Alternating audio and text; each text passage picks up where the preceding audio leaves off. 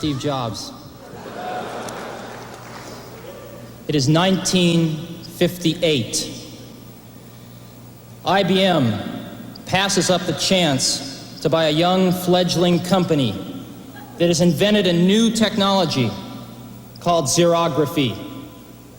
2 years later, Xerox is born, and IBM has been kicking themselves ever since.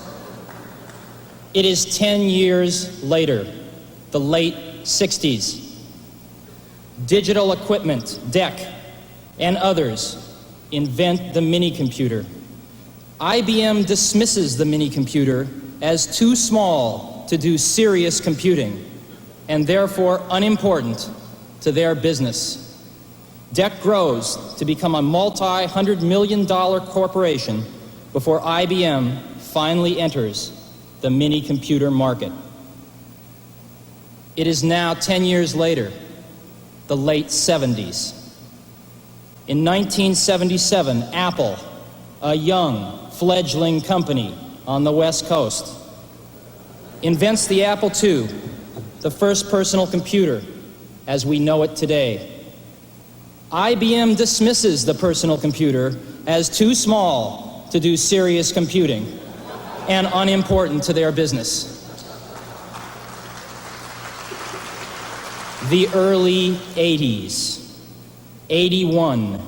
Apple II has become the world's most popular computer, and Apple has grown to a $300 million company, becoming the fastest growing corporation in American business history.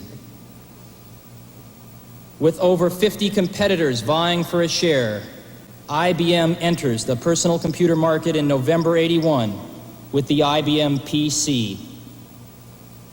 1983.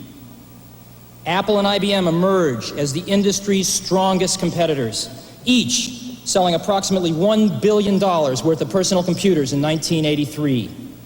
Each will invest greater than $50 million for R&D and another $50 million for television advertising in 1984, totaling almost $250 million combined.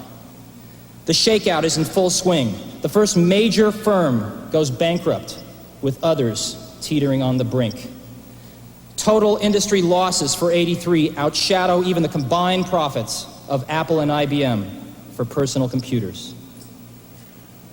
It is now 1984. It appears IBM wants it all. Apple is perceived to be the only hope to offer IBM a run for its money. Dealers, initially welcoming IBM with open arms, now fear an IBM-dominated and controlled future. They are increasingly and desperately turning back to Apple as the only force that can ensure their future freedom.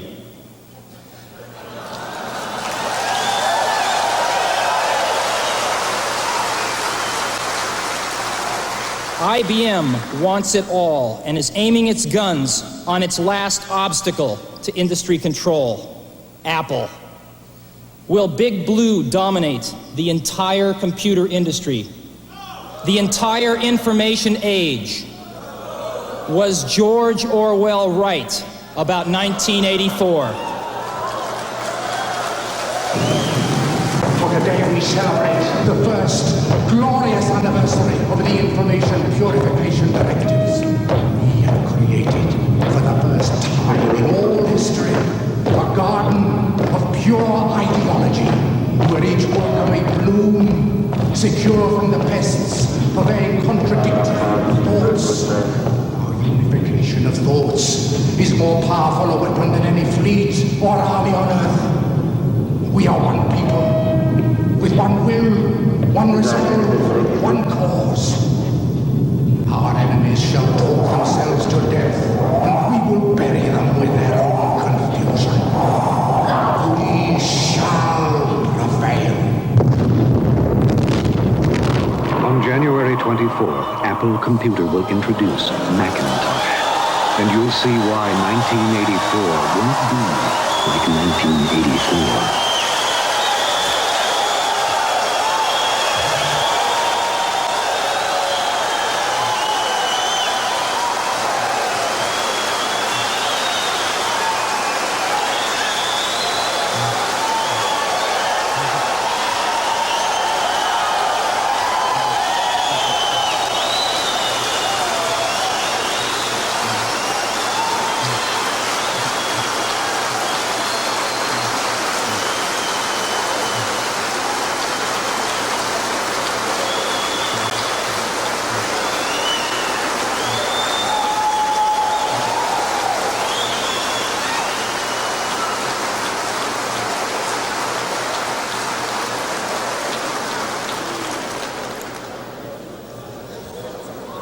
That ad is going to run 1 week before Macintosh is introduced.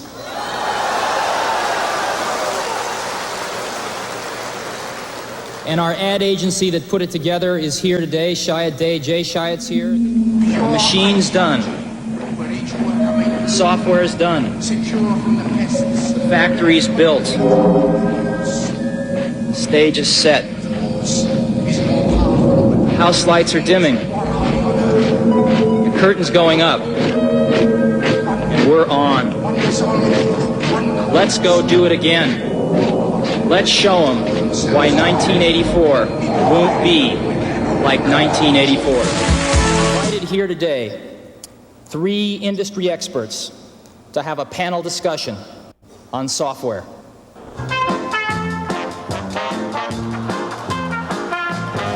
And now, ladies and gentlemen, the Macintosh software dating game.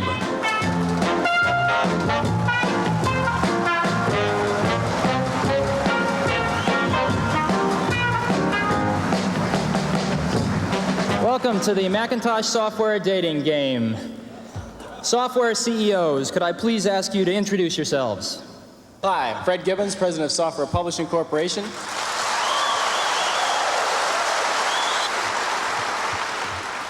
Hi, I'm Mitch Kapor, President of Lotus. We do a product called 123. My name is Bill Gates. I'm Chairman of Microsoft. And during 1984, Microsoft expects to get half of its revenues from Macintosh software.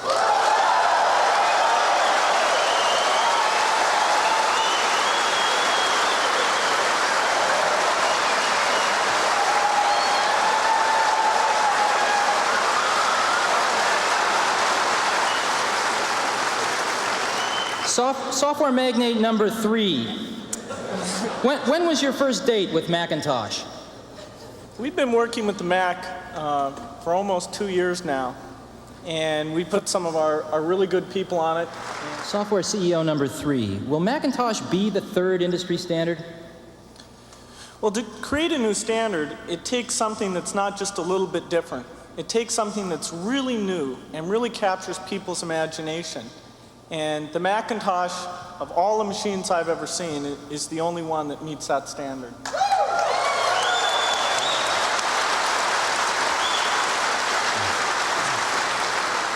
Software CEO number 3. Describe your ideal relationship with Apple. Well, we'll be selling our software independently. So the key thing is that Apple gets a lot of consistent standard machines out there quickly. Well, sorry, Steve, time's up. We'd like to give Steve a few moments to decide today's winner.